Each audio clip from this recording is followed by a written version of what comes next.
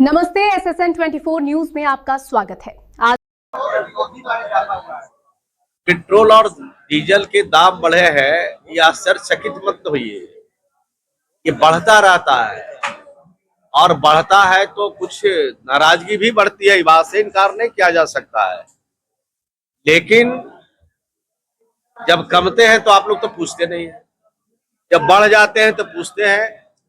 तो सरकार उसकी समीक्षा करती है। सरकार समीक्षा करके बढ़े हुए दाम बढ़ाने के लिए अनुशंसा करती है, उसके हिसाब से ये कार्रवाई होती है।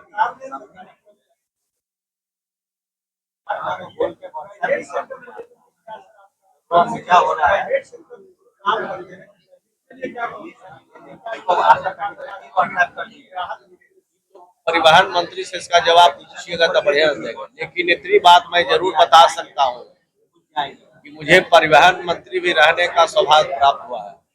राज्य के कर्मचारी सिर्फ नहीं, राज्य की एक एक जनता के सुविधा के लिए, उनको बेहतर से बेहतर आवागमन की सुविधा देने के लिए सरकार संकल्पित है और इस दिशा में काम चल रहा है।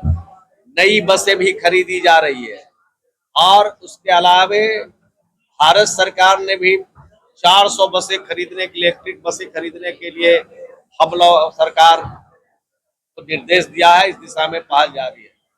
बेहतर से बेहतर राज्य को आवागमन की सुविधा सरकारी बसों के द्वारा हो, इसका पूरा ख्याल रखा जा रहा है। कि उसके पास कोई ऐसा सामान नहीं है, इसलिए वो विधि सम्मत ही है। तो निलंबित कर दिया गया सर, जो पदाधिकारी है निलंबित कर दिया गया, नहीं करना चाहिए।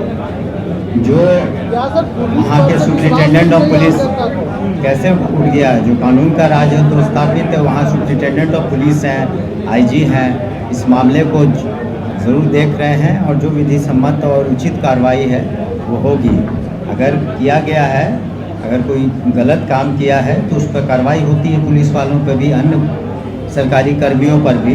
बाद में जांच में जो भी सामने प्रकाश में आता है तो वैसी कार्रवाई की जाती है।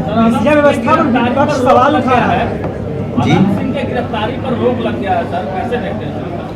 देखिए, माननीय न्यायालय जो भी आदेश देते हैं उसका पुलिस या प्रशासन या फिर सरकार उसका पालन करती है और न्यायालय के आदेश पर सभी को मान्य है और उसके आदेश को क्वेश्चन करना ये उचित नहीं होगा और उसमें आगे की कार्रवाई जो न्यायालय कहेंगे और पुलिस की कार्रवाई है वो होगी।